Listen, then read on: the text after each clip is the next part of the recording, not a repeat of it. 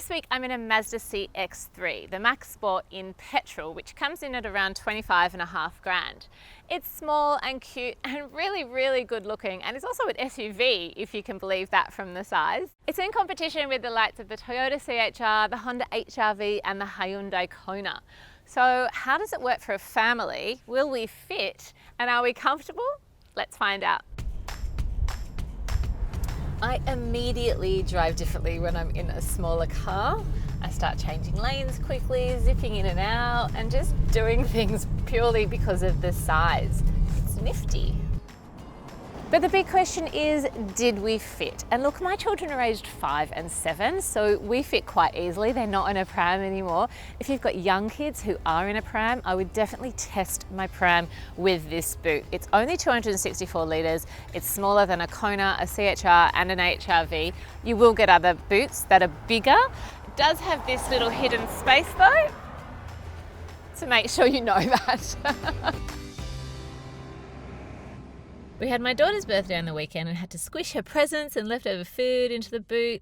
There was enough room, but if we were going away for longer than a weekend and needed big suitcases, I'm just not sure this space would cut it. It'd be perfectly fine if you're single or a couple, of course. The back seat has a good amount of room for small kids. My two were comfy, if a little close together, which, as any parent knows, causes a bit of bickering. You know, one kid pulling the other's hair or whatever. Still, they fit, which is the important thing. And here's a trick. Pop down the armrest, which also has 2 cup holders to separate them. I'm 161 centimetres, so I was obviously perfectly fine back here. Kids will be okay, just probably tall teenagers might have a bit of an issue, but still I think most people will fit. There are no air vents back here, so do take note, but the car is small enough and the air from the front is quite strong. You should be fine. Interior space-wise, there is not much difference between the CX-3 and its competitors. Sitting in the front is compact. I was fine, but I know my husband, who's 185 centimetres, certainly felt it when he kind of sat in here for the first time. It's not like you feel cramped, it just brought us closer together. The Max Sport's interiors are not exactly fancy, it's more functional, but everything is really well designed and clearly set out. I'm not fumbling for anything or kind of trying to figure out what does what. It all makes sense. I really like these circular air vents here, and you'll also get fabric seats in the Max Sport, but they're not cheap, nasty fabric. It actually feels really nice and I'm perfectly happy with them. It's also got a leather steering wheel, which I always think is a great touch and just gives a good impression when you walk away from the car. Storage is also good for a car this size. It took me a week to find the cup holders, but they're just in here. I don't know why it took me that long. There's a tiny centre storage bin, but you've got a spot to throw your keys and a phone, and there's also a bottle holder in each door. From the outside, this car looks super cool. They've managed to bring all the design elements together to create a stylish SUV with smooth lines and elegant curves. If it were a Kardashian, it would be the smallest one, Kourtney, because she's little but well-formed.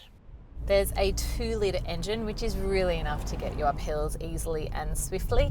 And because it's a small car, you really do just zip around town. This version though has no all-wheel drive. It's a front-wheel drive, so you are missing out on that extra traction. Parking the CX-3 is a great feeling after you've spent weeks in larger SUVs. I spot a park and I know I can get in, which is a really good feeling and just makes day-to-day living less stressful. Plus, there's a reverse parking camera to help you out. And there's all the latest safety tech, including airbags for driver and front passenger, plus side curtain airbags extending to the back row. Plus, you'll get blind spot monitoring, auto emergency braking, and recross traffic alerts, which really save me when I'm coming out of my driveway every morning.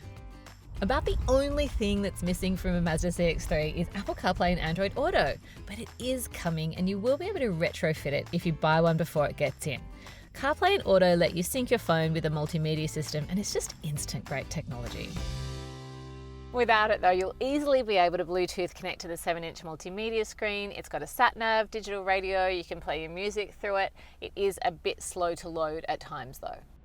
The CX-3 Max Sport I'm driving uses 6.3 litres of fuel for every 100 Ks, which to be honest for a car this size could be lower because it's not an all-wheel drive.